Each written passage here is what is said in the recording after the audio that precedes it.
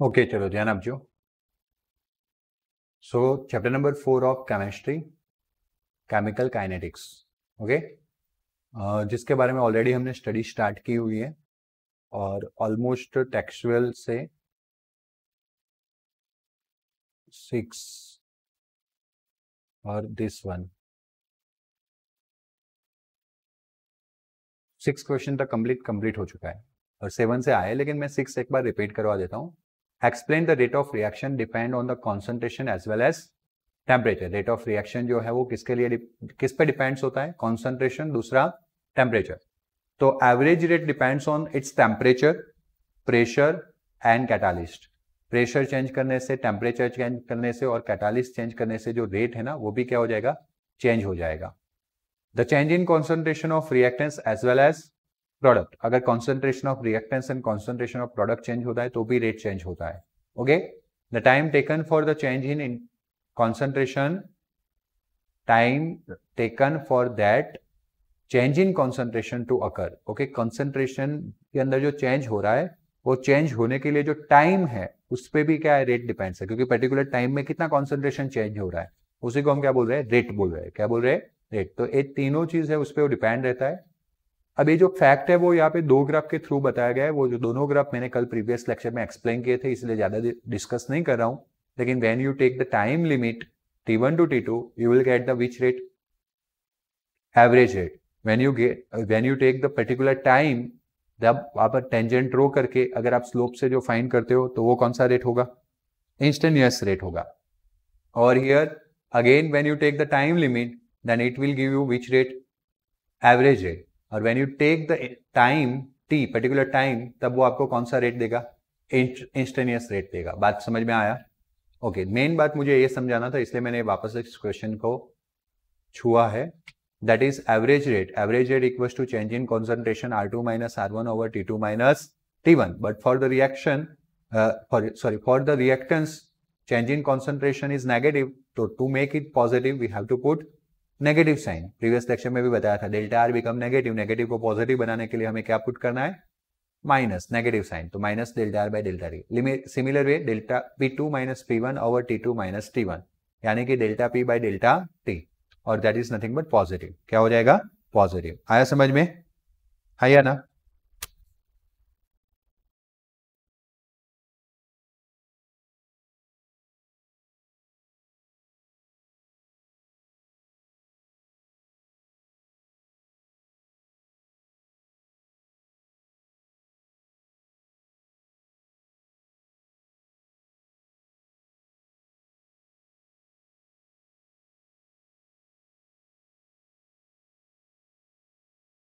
Concentration of reactance decrease. Concentration जो है वो क्या होगा? डिक्रीज होगा टाइम के साथ। बट यहाँ पे concentration of product going to be difference के फॉर्म में दिया गया है। ओके, यहाँ पे स्लोप बिकम, जब चीज डिक्रीज होती है टाइम के साथ तो नीचे की ओर ग्राफ जाता है, तो स्लोप बिकम नेगेटिव। यहाँ पे slope become positive. The graph is curve but concentration decrease with, वो तो सेम ही है। यहाँ पे भी ग्राफ कर्व है, लेकिन कॉन्सेंट्रेशन ऑफ प्रोडक्ट वहां पे डिक्रीज था, यहाँ पे क्या आएगा? इंक्रीज। इंटरसेप्ट, इंटरसेप्ट मतलब कि ग्राफ वाई एक्सिस को कहां पे कट कर रहा है? तो यहाँ पे कट कर रहा है। This is nothing but initial concentration R0, आया ना? तो intercept is R0 at the zero concentration of reactance, sorry at the zero time concentration of reactants is R0 and which is maximum. यहाँ पे intercept मतलब Y axis को graph कहां पे cut कर रहा है? ओरिजिन पॉइंट पे, जीरो पॉइंट पे। तो यहाँ पे बता रहा है at the initial concentration of product is 0, मतलब इंटरसेप्शन 0 है, 0 में से पास हो रहा है। दिख रहा है? जब ग्राफ वाई एक्सिस को जिस पॉइंट पे कट करता है उसको हम इंटरसेप्ट बोलते हैं। क्या बोलते हैं? इंटरसेप्ट। तो रिएक्टेंस के लिए वो क्या था? यस, R0 था। बट फॉर द प्रोडक्ट वो क्या है? ओरिजिन पॉइंट यानी 0। प्रोडक्ट का इनिशियल कॉन्सेंट्रेशन 0 है। बात क्लियर हुआ? Both the graph are seen following in the change of concentration of reactants and product with the time. दोनों को साथ में ड्रॉ करे तो ऐसा होगा। ये बता रहा है कि रिएक्टेंस टाइम के साथ डिक्रीज हो रहा है, और ये बता रहा है कि टाइम के साथ प्रोडक्ट क्या हो रहा है? इंक्रीज हो रहा है।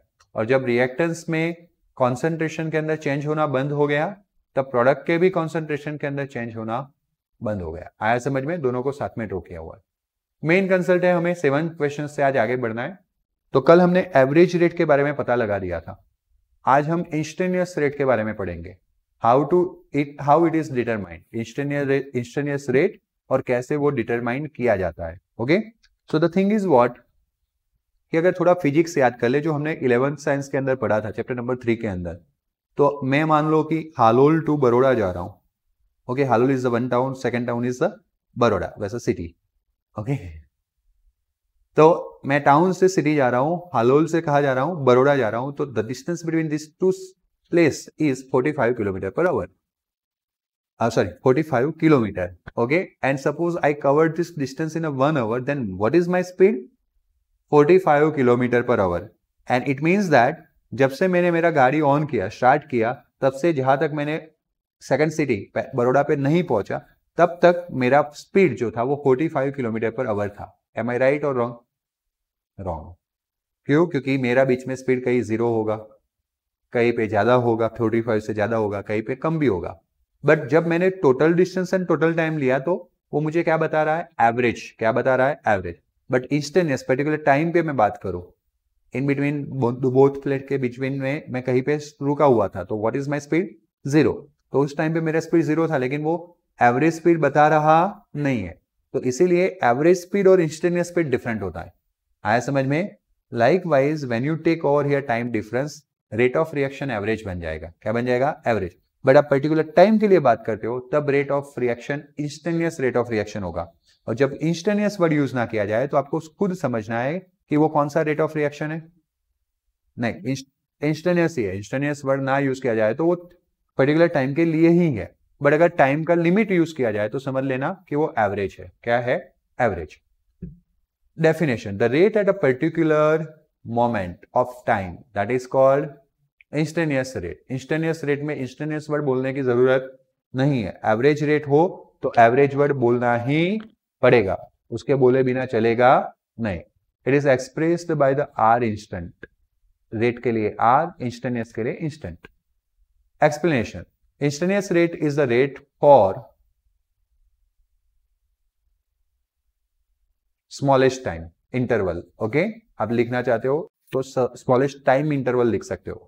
जब टाइम इंटरवल बहुत बड़ा होता है तो the rate become average rate. When we decrease the time interval, decrease करते जाते हैं, डिक्रीज करते जाते हैं, डिक्रीज करते जाते हैं। ओके, और बहुत छोटा टाइम इंटरवल बना देते हैं, तब वो कौन सा हो जाएगा? Instantaneous rate. कौन सा रेट हो जाएगा? Instantaneous. The smallest time interval से dt, during this time the change in concentration by decrease the concentration of reactants is dr। आपको पता है ना, आपने फिजिक्स में ऐसा किया था, delta x by delta t. जब हमने इसको लिमिट लगा दिया और limit delta t tends to क्या कर दिया? 0, तो वो कन्वर्ट हो गया dx by dt। Similar way we have a delta r, है कि नहीं? डिवीजन में क्या है? Delta t। जब हम इसको लिमिट लगा देंगे तो it's become minus dr by dt, which is nothing but which rate? Instantaneous rate, r instantaneous. Got it? The average rate at the smallest time interval से dt when the time approaches to the 80 की जगह पे when dt यानी कि change in time interval approaches to the 0 के नजदीक जाएगा, लेकिन एग्जैक्ट 0 नहीं होगा। देन मैथमेटिकली हम बोल सकते हैं infinitesimally small dt instantaneous rate is given by when we applying delta t tends to 0, r instantaneous बन जाएगा dr by dt और dp by dt। ओके, जो हम डेल्टा लिखते थे ना वो किस में कन्वर्ट हो जाएगा? D. That is the definition of differentiation derivation, जो हमने 11th ऑफ फिजिक्स में अप्लाई किया था, सेम वे हमने यहाँ पे भी अप्लाई कर लिया।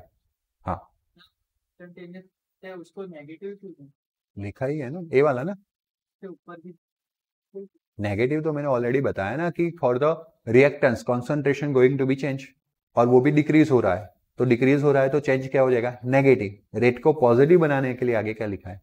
नेगेटिव। बात समझ में आया? When you are taking the change in concentration of reactants, this quantity itself negative, but मुझे रेट को क्या बनाना है, इसलिए मुझे आगे क्या लिखना है? नेगेटिव। तो फिर मैं ए वाला चेंज लू डेल्टा या स्मॉल चेंज लू d r, both are negative, तो उसको पॉजिटिव बनाने के लिए आगे क्या लेना पड़ेगा?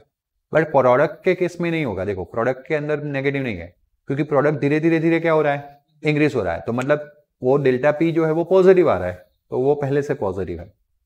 This is the R0 initial concentration, फिर 1 टाइम 2 टाइम के लिए R1 R2, बराबर। तो ए मिलेगा आपको डेल्टा आर, क्या मिलेगा, तो वो तो आपको एवरेज देगा, लेकिन आप पर्टिकुलर किसी टाइम पे फाइंड करना चाहते हो, पहले जैसा ही ग्राफ है, तो आपको एक क्या फाइंड करना, क्या ड्रॉ करना पड़ेगा, टेंजेंट, और उसका स्लोप लेना है। That negative slope is minus d r by d t, that will give you R instantaneous rate.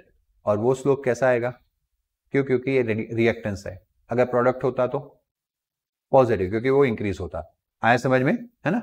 Okay, एक 2 मिनट का ब्रेक।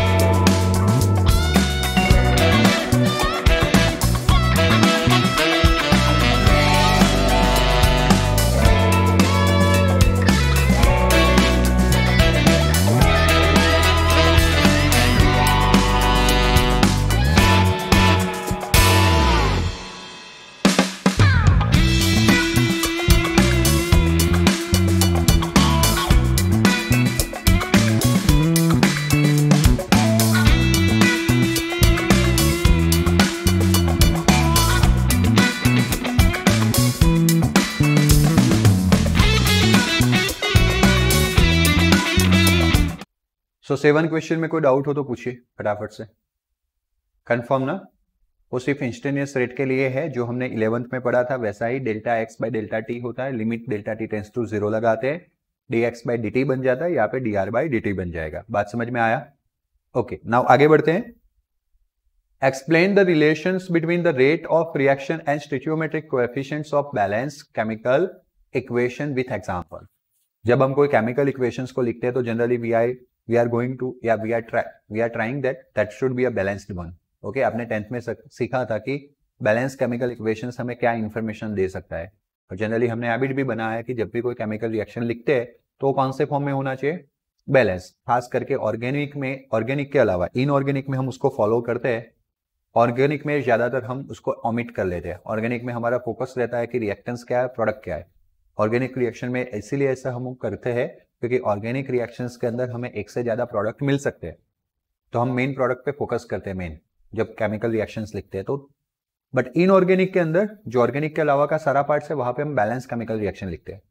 अभी हमें यहाँ पे इस बैलेंस केमिकल रिएक्शन को रेट ऑफ रिएक्शंस के साथ कंपेयर करना है या उसके साथ रिलेशन नोट डाउन करना है।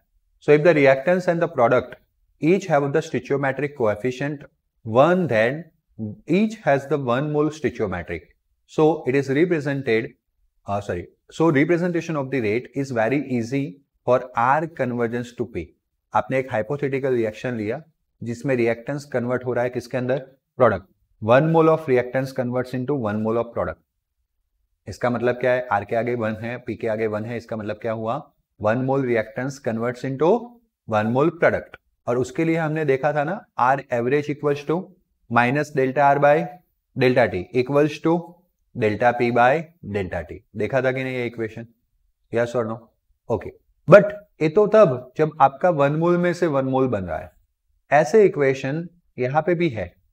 यू कैन सी कि 1 मोल Hg मॉलिक्यूल्स कंबाइंड हो रहा है 1 मोल Cl2 के साथ, और क्या बना रहा है?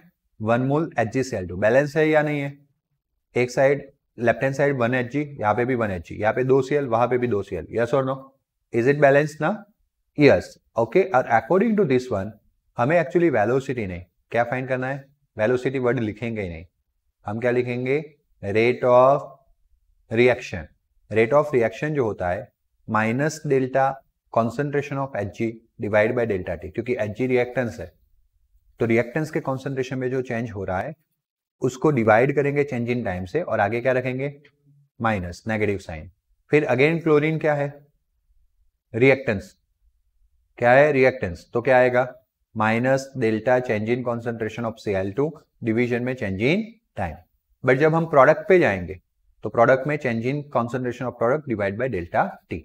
इसमें बीच में कहीं प्लस माइनस नहीं आएगा क्योंकि ये सब टर्म्स जो है वो इक्वल है, क्योंकि आपको पता है कि 1 मोल Hg अगर कंज्यूम होगा तो 1 मोल Cl2 कंज्यूम होने ही वाला है, इसलिए हमें सबको एक साथ में लेने की जरूरत नहीं है। इसलिए कल प्रीवियस लेक्चर में मैंने एनी ऑफ पे राउंड करके आपको बताया था, नहीं यार? कल मैंने एनी ऑफ वर्ड पे राउंड करके बताया था। जब मैंने रेट ऑफ रिएक्शन को एक्सप्लेन किया था तो बताया था कि change in concentration of reactance पर टाइम या तो फिर change in concentration of product पर टाइम लेना है, लेकिन सारे प्रोडक्ट या सारे रिएक्टेंट्स को कंसिडर करने की जरूरत नहीं है, किसी एक को करना है। आया समझ में? क्योंकि एक जितना चेंज होगा दूसरा ऑटोमेटिकली उतना ही चेंज हो जाने वाला है। जैसे कि यहाँ पे 1 मोल Hg खत्म हुआ, इसका मतलब 1 मोल क्लोरीन गया, क्योंकि 1 मोल Hg 1 मोल Cl2 के साथ कंबाइन होकर 1 मोल HgCl2 बनाएगा। दिस इज रिएक्शन जो हमें बता रहा है अभी। इसीलिए अगर 1 मोल दोनों कम हुए मतलब समझ लो कि 1 मोल HgCl2 बन गया। इसलिए हम सारे रिएक्टेंस या सारे प्रोडक्ट पे फोकस नहीं करेंगे, किसी एक रिएक्टेंस पे करेंगे। इसलिए अगर हमने Hg पे फोकस किया तो minus delta Hg concentration of Hg division में डेल्टा टी। अगर कौस्तुभ मैंने Cl2 पे फोकस किया तो माइनस डेल्टा Cl2 अपन डेल्टा टी। अगर मैंने कॉन्सेंट्रेशन HgCl2 पे किया, मेरा ध्यान रखा HgCl2 पे, तो concentration of change in concentration of HgCl2 division में delta t. If stoichiometric coefficients are different, अभी तो हमने ऐसा इक्वेशन देखा कि जिसमें स्टोइचियोमेट्रिक कोएफिशिएंट सेम थे 1 1, बट मान लो कि वो डिफरेंट है। ओके, मान लो कि they are different, not 1, then the rate is divided by their respective stoichiometric coefficient. या You can see through the example that it 2HI converts into H2 and I2. HI का decomposition, hydrogen iodide का decomposition, और वहां से हमें कौन से gases मिल रहे हैं? Hydrogen gases and iodine gases मिल रहे हैं. Okay, but you can see over here 2 mole HI combined होता है या HI 2 मोल का डिकम्पोजिशन होता है, तब जाके हमें सामने कितने कितने मोल मिल रहे हैं? 1 मोल. तो अभी हमारे स्टिचियोमेट्रिक कोएफिशिएंट्स अदर देन 1 है फॉर दिस वन. तो वापस मुझे क्या लिखना होगा? Rate of reaction that is equals to, आपको पता है for the reactants change in concentration of HI over change in time, और रिएक्टेंस है तो क्या आएगा? माइनस आएगा. प्रोडक्ट के लिए change in concentration of H2 over change in time, product के लिए change in concentration of I2 over time. But आपको पता है कि अगर ये 2 मोल कंज्यूम होगा ना, तो ये सामने कितना कितना मोल बनेगा? तो ये 1 मोल में चेंज बता रहा है या ना, तो इसका भी 1 मोल में ही चेंज होना चाहिए ना. तो ये तो डबल यूज हो रहा है, इसलिए हमें उसको क्या करना पड़ेगा? डिवाइड बाय 2 करना पड़ेगा. सामने एक 1 मोल अगर H2 एंड I2 बना, तो वो HI कितना मोल चला गया होगा? 2 मोल. मतलब कि अगर उनका कॉन्सेंट्रेशन इंक्रीज हुआ है 1 मोल, तो सामने HI का कॉन्सेंट्रेशन कितना डिक्रीज हुआ है? 2 मोल. टू बैलेंस दी थिंग, हमें वो जो ज्यादा कंज्यूम हो गया है उसको 2 से क्या करना पड़ेगा? डिवाइड करना पड़ेगा. आया समझ में? तो हमें ज्यादा लॉजिकली नहीं सोचना है, तो हम ऐसा याद रखेंगे कि जो स्टिचियोमेट्रिक कोएफिशिएंट्स होता है ना, वो डिवीजन में चला जाता है. यहाँ पे भी 1 है तो 1 डिवाइड बाय 1 किया, लेकिन क्या मतलब है? 1 का 1 ही रहेगा ना. बात क्लियर हो गई? आगे बढ़ता हूं. The procedure to determine the instantaneous rate. अगर मान लो कि मुझे कहीं इंस्टेंटेनियस रेट फाइंड करना है, तो मैं क्या करूंगा? So the instantaneous rate is determined graphically. It can be determined by drawing the tangent at the time t on the either of the curves concentration of R, या तो फिर P versus time, मतलब reactance का concentration versus time, या तो फिर product का concentration versus time, and calculating is slope. हमें क्या करना है? कोई भी ग्राफ लेना है. जैसे यहाँ पे जो ग्राफ लिया गया है वो किसका लिया गया है? प्रोडक्ट का कॉन्सेंट्रेशन टाइम, और उस पर्टिकुलर टाइम पे हमें क्या करना है? टेंजेंट ड्रॉ करना है, और उस टेंजेंट का क्या फाइंड करना है? स्लोप. आया समझ में? आया ना? Okay, take the value of dr, dp and dt and calculate the R instant. आप change in concentration of R ले सकते हो, या चेंज इन कॉन्सेंट्रेशन ऑफ क्या ले सकते हो? P. और dt तो आपको कैलकुलेट करना है, एंड देन आप R इंस्टेंटेनियस कैलकुलेट कर सकते हो. कैसे? आपने ये जो लाइन बनाई है ना, ये लाइन, उसके कोई 2 पॉइंट कंसिडर कर लो, 1 और 1 2, बराबर. उसके लिए आपको यहाँ पे concentration of P1, concentration of P2, अगर मैं P1 पॉइंट बोलूँ इसको तो, और इसको मैं क्या बोलूँ? P2. तो उसके अकॉर्डिंगली नीचे का टाइम क्या मिलेगा? T1, और उसके अकॉर्डिंगली टाइम क्या मिलेगा? T2. ये 2 पॉइंट हमारे ग्राफ पे नहीं है, लेकिन टेंजेंट पे है, तो ये टेंजेंट का स्लोप देंगे. P2 minus P1 over T2 minus T1, किसका स्लोप देंगे? टेंजेंट का. और टेंजेंट का जो स्लोप है dp बाई dt, वो आपको क्या देगा? R instantaneous. आया समझ में? On the base of the tangent graph, for the more information see in the figure of question number 6. वैसे कौन सा नंबर? क्वेश्चन नंबर 6 वो वही हुआ जो हमने ऑलरेडी किया हुआ है, ए वाले 2 फिगर. उसके नीचे हमने एक ग्राफ में लिखा ही था ना सब. ओके, बट वो हम सेंटेंस में नहीं लिखेंगे. आया समझ में? यहाँ तक की बात समझ में आई आप लोगों को? बट एक और डाउट, एक और चीज है जो मुझे करेक्ट करनी है. एक्चुअली में पता नहीं क्यों, लेकिन अगर आपके रेफरेंस में भी ऐसा हो, तो आपको इसको शिफ्ट करना है. ये जो पैराग्राफ और ये जो ग्राफ है ना, वो एक्चुअली में ए वाले क्वेश्चन का है. What is instantaneous rate? And हमने यहाँ पे इंस्टेंटेनियस रेट क्या है वो ही फाइंड किया था, वही लिखा था. हाउ इट इज डिटरमाइंड, वो वाला प्रोसीड्यूर गलती से कहा गया है नीचे. आया समझ में? जिसको ऊपर शिफ्ट कर देना है. कहां पे? यहाँ पे. बात क्लियर हुई? आया ना? अभी हम जो पढ़ रहे थे वो ये पढ़ रहे थे स्टिचियोमेट्रिक कोएफिशिएंट के साथ रिलेशन, जिसमें हमने एक एग्जांपल HI का लिया. आया ना? दूसरा भी एक एग्जांपल है जो नीचे है, एग्जांपल नंबर 2.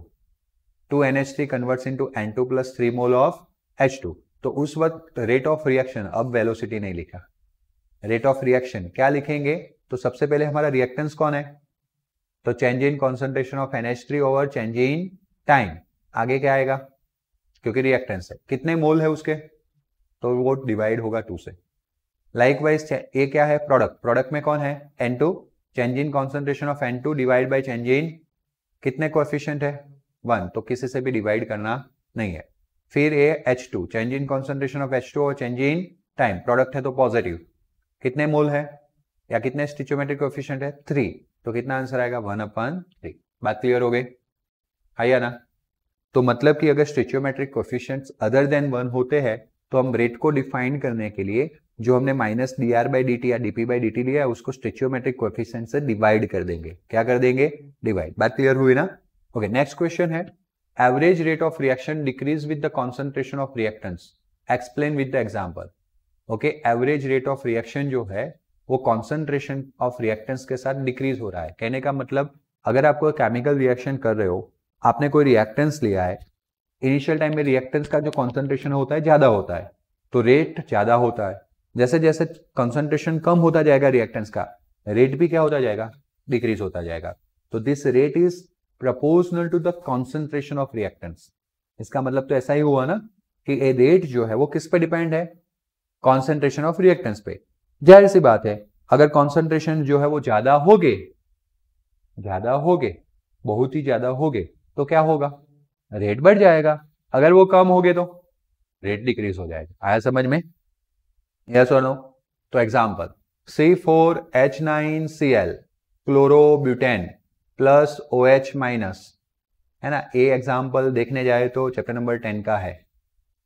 ओके, अब इस क्लोरोब्यूटेन, ब्यूटेन तो पता चलता है ना 4 carbon, methane, ethane, propane, butane, pentane, hexane, heptane, octane, nonane, decane, किसी भी हाल में इसको याद रखना है। आया समझ में? अब उसके ऊपर OH माइनस अटैक करता है। क्या करता है? अटैक। तो Cl माइनस निकल जाता है, उसकी जगह पे OH माइनस ऐड हो जाता है। इसको बोलते हैं न्यूक्लियोफिलिक सब्स्टिट्यूशन।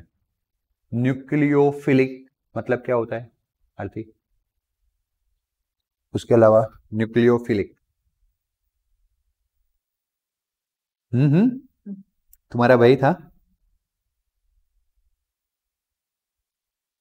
ओके, चलो बोलो ऐश्वर्या।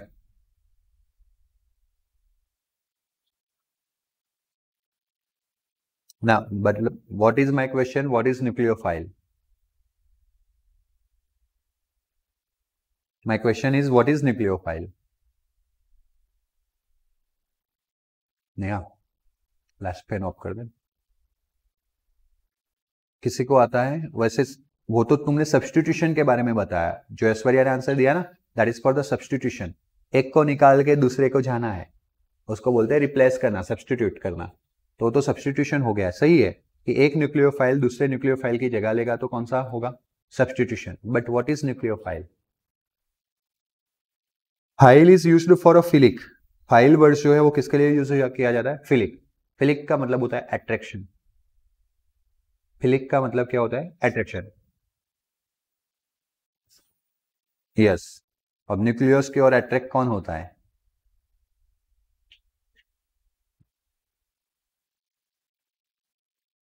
इलेक्ट्रॉन। जो इलेक्ट्रॉन रिच एलिमेंट है या मॉलिक्यूल्स है, ओके, जिनके पास इलेक्ट्रॉन ज्यादा है। Yes, good. अब पॉइंट पे पहुंचे। 2-3 क्वेश्चन करने पड़ते हैं, बाकी आप ही खुद आंसर देते हो ना, बट मैं नहीं रहूंगा एग्जामिनेशन में, मैं पहले से बता देता हूं, है ना। इसीलिए आपको अपने पैरों पे खड़ा होना है, मेरी उंगली पकड़नी है ना। ऐसा ही होता है ना, छोटे बच्चों को उंगली देते हैं, फिर चलना सिखाते हैं, फिर कुछ टाइम में रास्ते में वो उंगली छूट जाती है, उसके बाद खुद का रास्ता बनाना पड़ता है। आया समझ में? सही है। देखो, इसका मतलब क्या हुआ? आप लोगों के पास पोटेंशियल है, आप खुद समझ के बोल सकते हो या पढ़ सकते हो, लेकिन मेरी उंगली चाहिए, ये हैबिट छोड़नी है। ओके, चलो ध्यान रखेंगे। वैसे वैसे उंगली पकड़ते पकड़ते सीख जाएंगे। तो आपने 2 चीजें सीखी, एक सब्स्टिट्यूशन रिएक्शन जिसमें एक न्यूक्लियोफाइल की जगह पे दूसरा न्यूक्लियोफाइल आ जाता है। अब फाइल का मतलब होता है फिलिक, फिलिक का मतलब होता है अट्रैक्शन, फिलिक का ऑपोजिट वर्ड होता है फोबिया। फोबिया मतलब डर, रिपल्सन। आया समझ में? ओके, अभी हम फिलिक पे रहते हैं। न्यूक्लियोफिलिक, जिसको न्यूक्लियस की और अट्रैक्शन है, तो जैसे आपने बताया किसको होगा? इलेक्ट्रॉन को। और इलेक्ट्रॉन मतलब कि electron rich element, electron rich ions, electron rich molecule, जिनके पास इलेक्ट्रॉन ज्यादा है, उनके पास इलेक्ट्रॉन देने की कैपेसिटी है, उसको हम बोलते हैं इलेक्ट्रॉन रिच या एलिमेंट्स, मतलब न्यूक्लियोफिलिक। जो खुद ब नेगेटिव भी हो सकते हैं, पर कभी नेगेटिव ना भी हो और फिर भी इलेक्ट्रॉन दे सकते हैं, अनपेयर इलेक्ट्रॉन होने की वजह से। आया समझ में? तो यहाँ पे तो नेगेटिव ही है, OH माइनस, वो अटैक करेगा, Cl माइनस को निकाल देगा, OH कनेक्ट हो गया और Cl माइनस निकल गया। वैसे हमने जो बात की चैप्टर नंबर 10 की बात की, बट जरूरी थी। अब इसी रिएक्शन का हम स्टडी कर रहे हैं। क्या कर रहे हैं? स्टडी। तो देखो आपको करना कुछ नहीं है, अगर एक क्वेश्चन आ गया तो आपको ये डेटा याद रख के जाना पड़ेगा। एग्जाम्पल का डेटा है, आपकी बुक में एग्जाम्पल में दिया गया है। तो 0 से लेके 200 तक का टाइम है।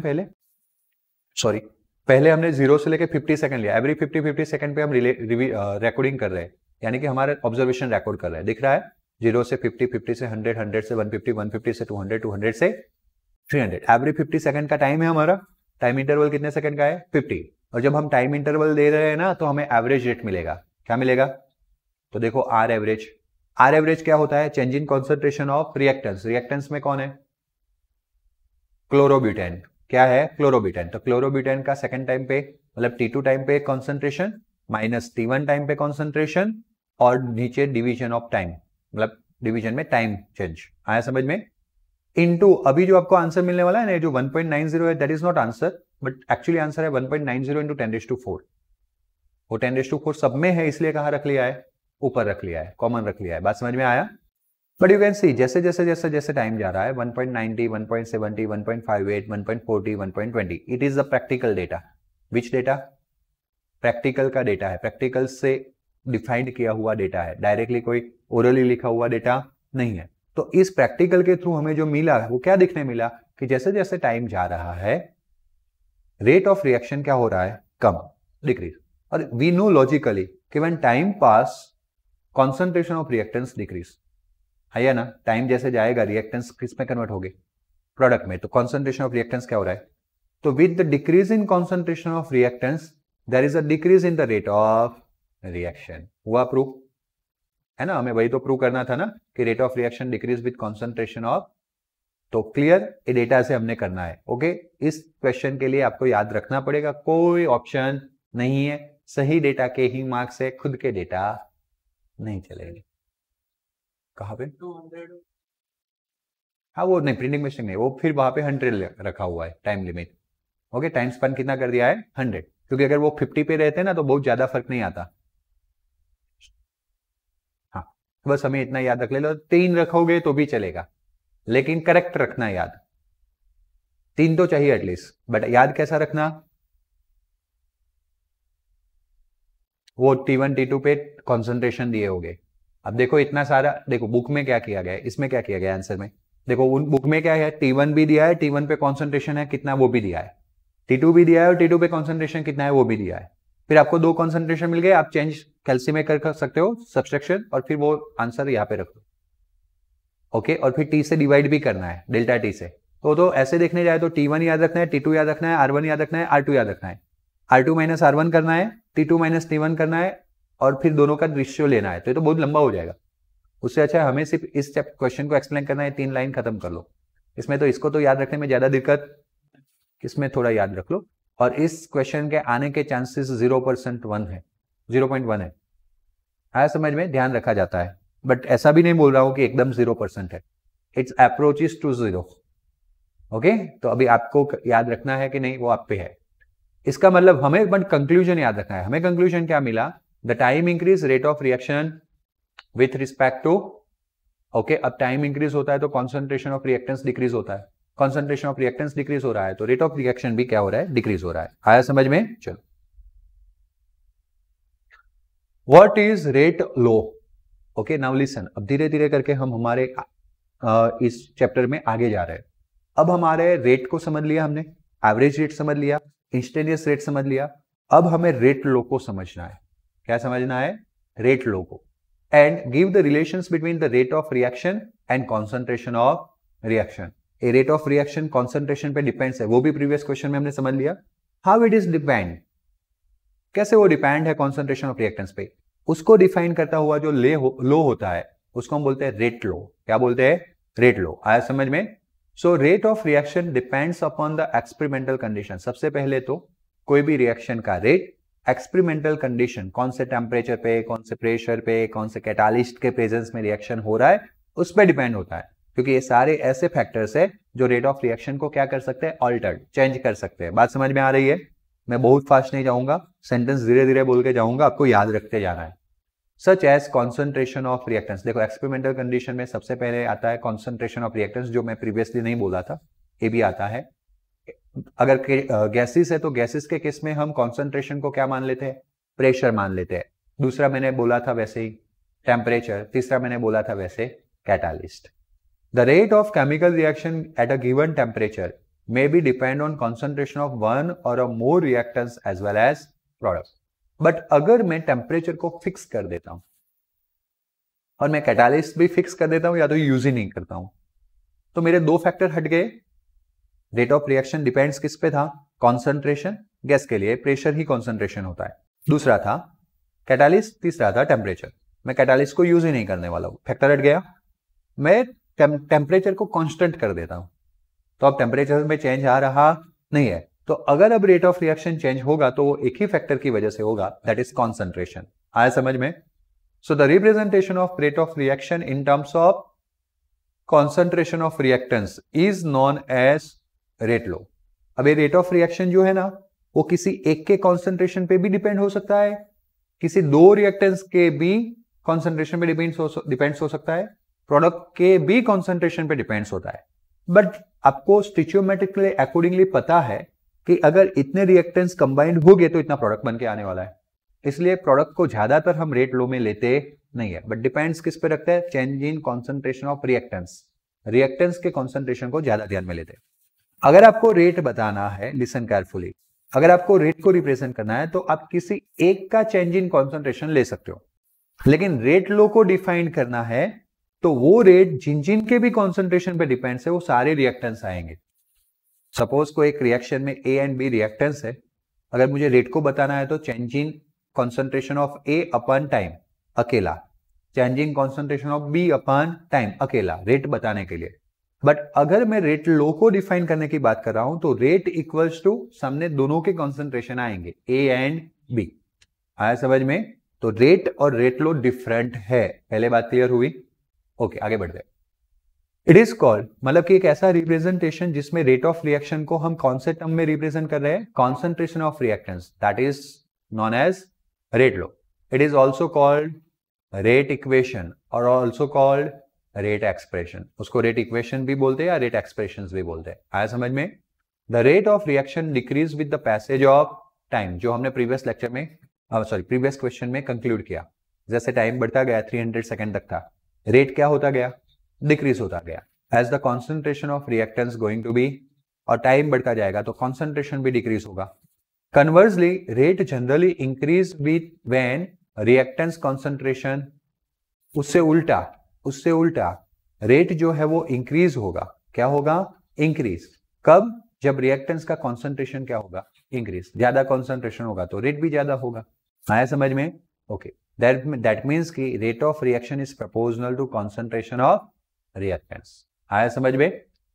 ये जो है ना rate of reaction proportional to concentration of reactants लेके आए। अब इस proportionality को हटा के मैं equals to पुट करूं और उसके बाद कोई constant पुट कर दूं, तो rate of reaction equals to constant into concentration of reactants। एक इक्वेशन बना, this equation is known as rate law। इस इक्वेशन को क्या बोलेंगे? Rate low. So the rate of reaction depend upon the concentration of reactants. अब देखो वो rate लो को नीचे बताना है, right the general reaction and it's differential rate equation, या तो फिर उसको क्या बोलेंगे? रेट लो। तो कोई एक जनरल इक्वेशन ले लेते हैं। इससे पहले बेसिकली हमें स्टार्ट करना था, तो हमने एक हाइपोथेटिकल, मतलब कि समझने के लिए एक ऐसा रिएक्शन लिया था जिसमें आर किस में कन्वर्ट हो रहा था, रिएक्टेंस किस में कन्वर्ट हो रहा था, प्रोडक्ट पी में। आया समझ में?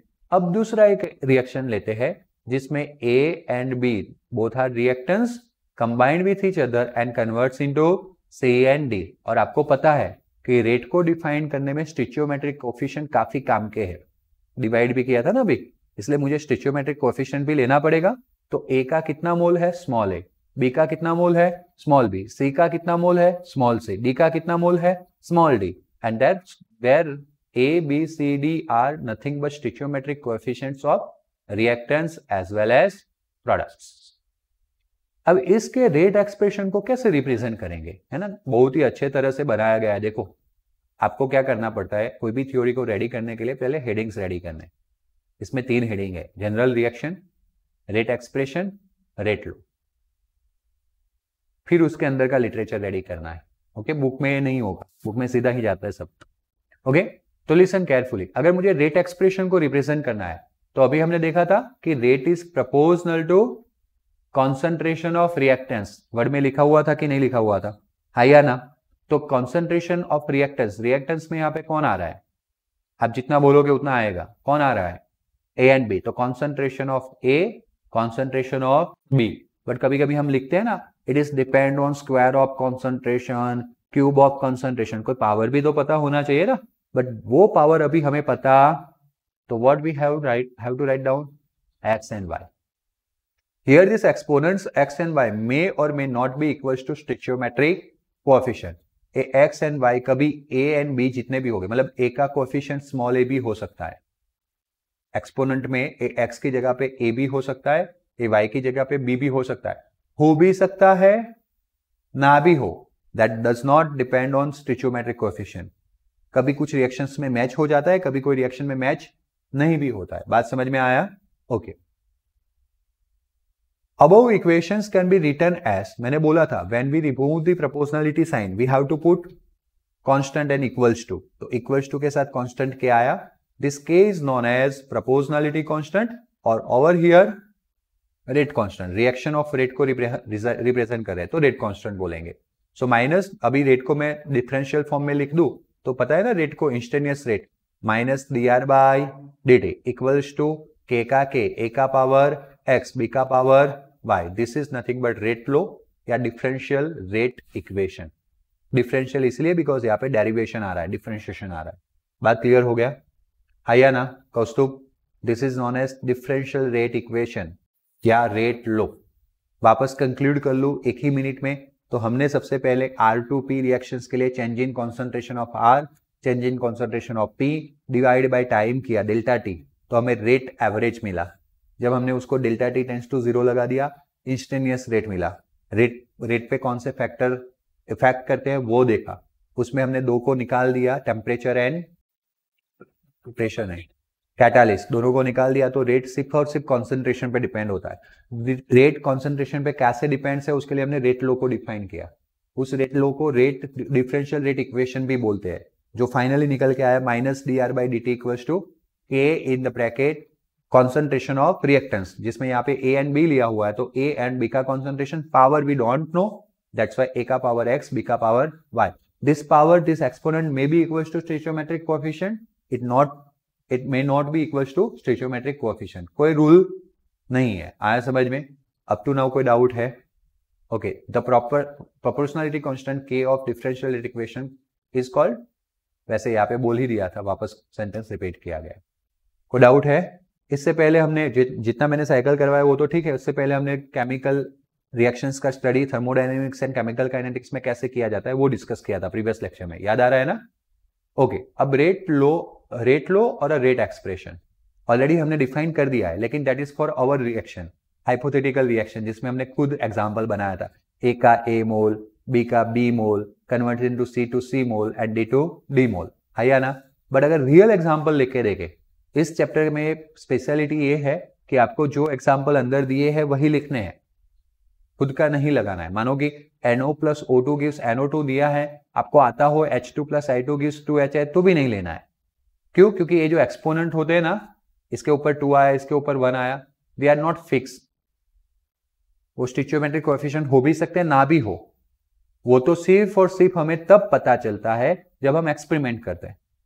तो हम करने वाले वो, अगर हमने गलती से भी कोई अपना रिएक्शन ले लिया, जैसे C plus O2 gives CO2, reaction तो सही है, लेकिन उसके कार्बन और ऑक्सीजन के कॉन्सेंट्रेशन पे कैसे वो रेट डिपेंड है, we don't know, I also don't know, तो फिर मैं उसमें C का पावर 1, ऑक्सीजन का पावर 3 अपने हिसाब से नहीं लिख सकता, आया समझ में? इसीलिए बाकी के चैप्टर में चलो 19-20 होगा तो चलेगा, लेकिन इसमें तो बिल्कुल चलाना नहीं है, बात क्लियर हुई?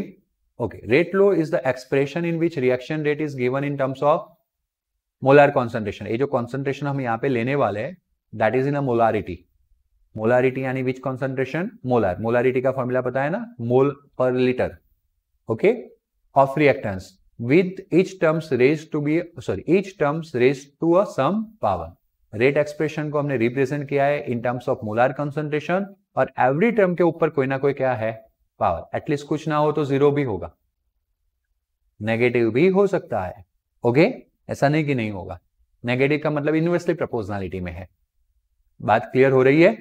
ओके, विच मे और may not be same as the stoichiometric coefficient of the reacting species in a balanced chemical equation. Just for example, 2NO plus O2 gives 2NO2 dr by dt minus dr by dt. This is the rate.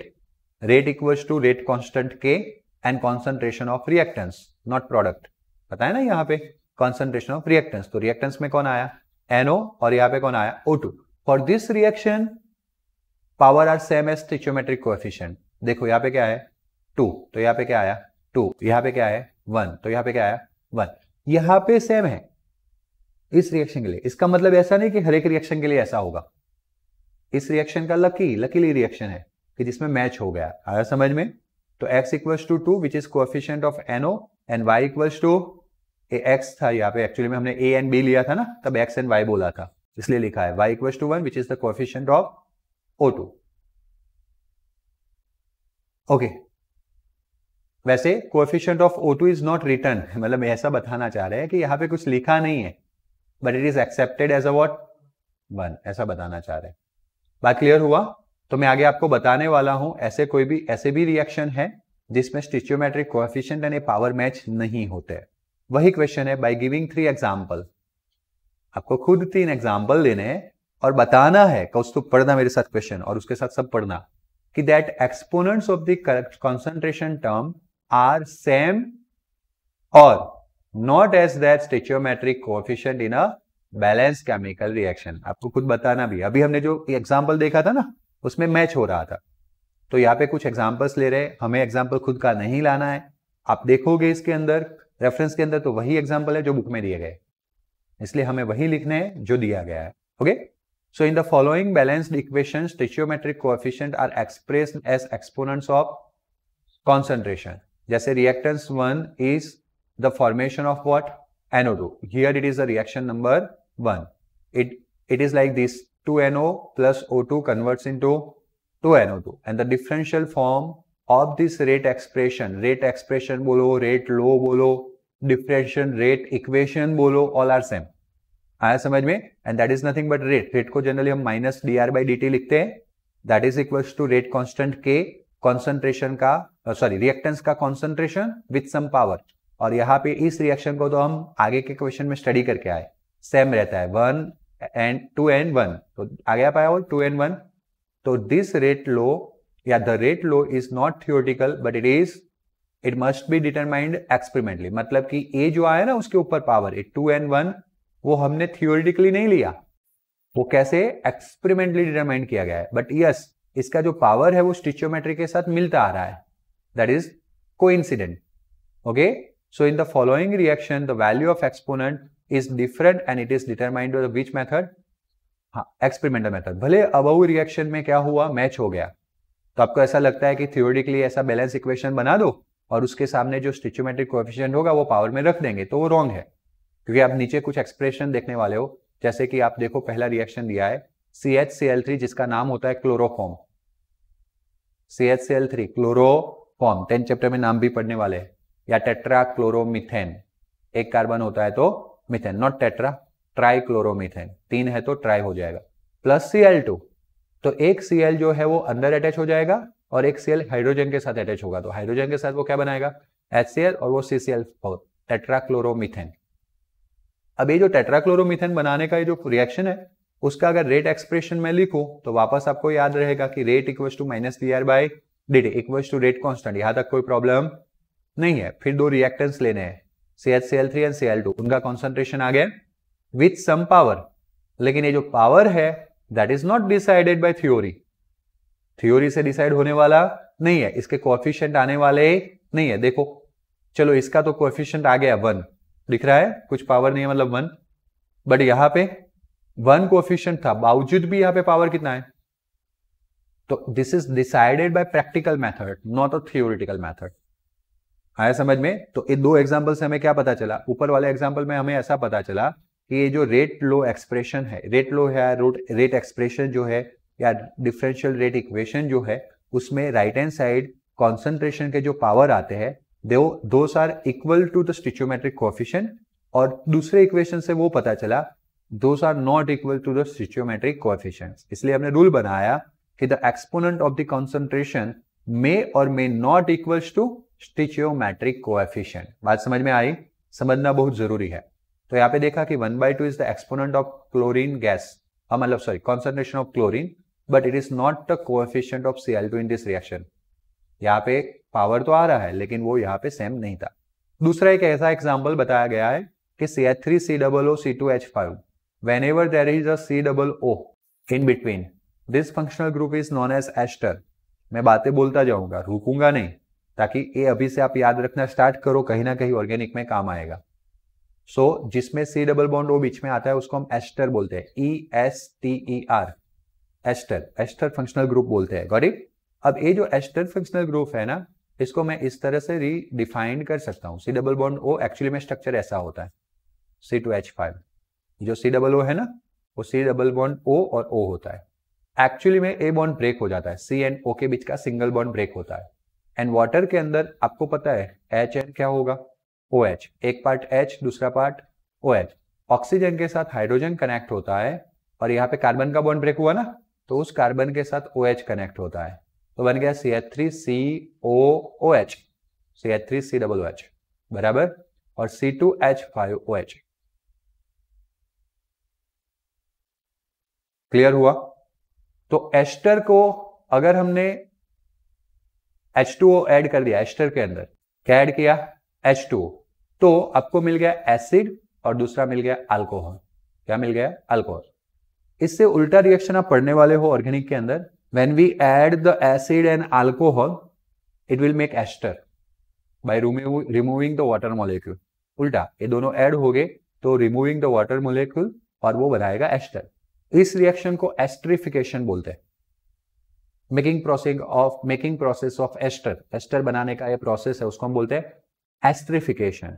और हम यहाँ पे ester के अंदर water add करते हैं।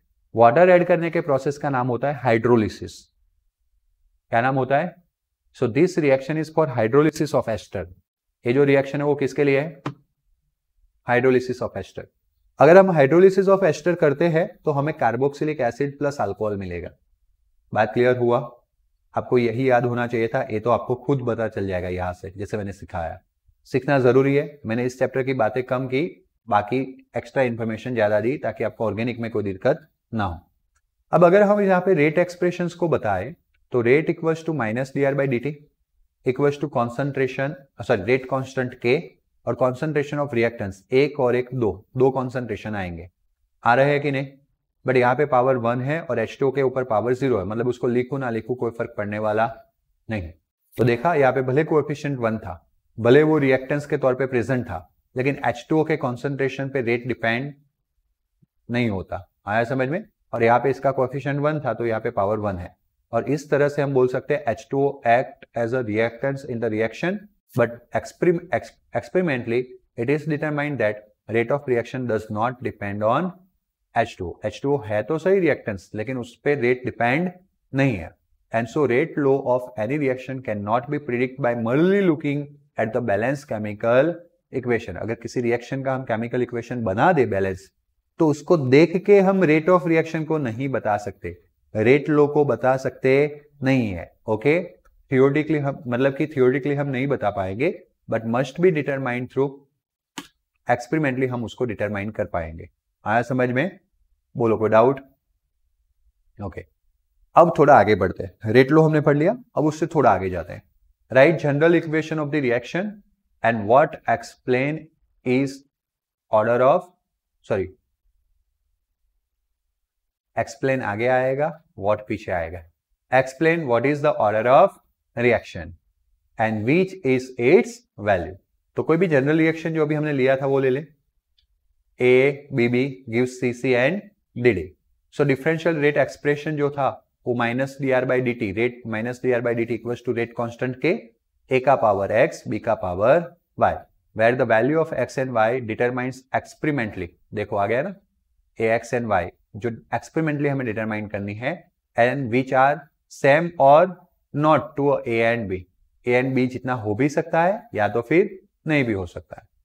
Here x and y indicates how sensitive the rate is to the change in concentration of A and B. मानो कि यहाँ पे x का पावर 2 है, जस्ट फॉर एग्जांपल, मतलब x का पावर 2 नहीं, A का पावर 2 है, x की जगह पे 2 है। अगर मैं इसका कॉन्सेंट्रेशन डबल करूंगा तो 2a हो जाएगा, 2 का स्क्वायर, मतलब कि कॉन्सेंट्रेशन डबल करने से रेट जो है वो 4 बाहर निकल जाएगा, तो इनिशियल रेट का 4 टाइम हो जाएगा। अगर यहाँ पे पावर 3 होता तो 2 का पावर 3 8, 2 2 जा 4 2 जा 8 टाइम रेट हो जाता। अगर यहाँ पे पावर 4 होता तो 2 का पावर 4 16। कहने का मतलब जैसे जैसे पावर चेंज होता है रेट, मुझे सिर्फ कंसंट्रेशन डबल करना है ए का, बट एक टाइम पे 4 टाइम रेट बढ़ गया, दूसरे टाइम पे 8 टाइम बढ़ गया, देन 16 टाइम बढ़ गया। आया समझ में? तो ए के कॉन्सेंट्रेशन में चेंज करने से रेट कैसे चेंज हो रहा है वो पावर डिसाइड कर रहा है। क्या डिसाइड कर रहा है? और इसीलिए बना कि एक्स एंड वाई जो है वो हमें इंडिकेशन दे रहे हैं how sensitive the rate is to change in the concentration A and B. X represents the order of with respect to reactants A, और इसीलिए इस एक्स को जो पावर में है उसको ऑर्डर बोलते हैं। क्या बोलते हैं? ए के एक्सपोनेंट में एक्स है तो एक्स रिप्रेजेंट कर रहा है ऑर्डर किसके रिस्पेक्ट में, और एक वाई जो है वो बी का पावर है तो वाई रिप्रेजेंट कर रहा है order with respect to B. और अगर ए एंड बी दोनों रिएक्टेंस है रिएक्शन के लिए तो एक्स एंड वाई को अगर आप ऐड कर दोगे तो एक्स प्लस वाई जो है वो आपको क्या बता रहा है? Overall order of reaction. And that's why order of reaction क्या निकल के आएगा? The sum of powers of concentration of reactants, sum of power of concentration of reactants in which law? Rate low expression. तो अभी हमने लिखा था ना कि रेट जो होता है वो minus dr by dt equals to k concentration of A का power x concentration of B का पावर y। तो कॉन्सेंट्रेशन ऑफ रिएक्टेंट्स, उनका पावर और उनका summation x plus y is known as order of chemical reaction. तो order of chemical reaction may be 0, it can be 0, it can be 1, it can be 2, it can be 3, और even it is a fraction. अभी देखा था ना हमने Cl2 का power fraction था कि नहीं? This values are always determined by, not theoretically, बार बार वर्ड आएगा। ये जो ऑर्डर ऑफ रिएक्शन है वो हम एक्सपेरिमेंटली ही डिटरमाइन कर सकते हैं, थियोरिटिकली कभी डिटरमाइन कर पाएंगे नहीं। आया समझ में? ओके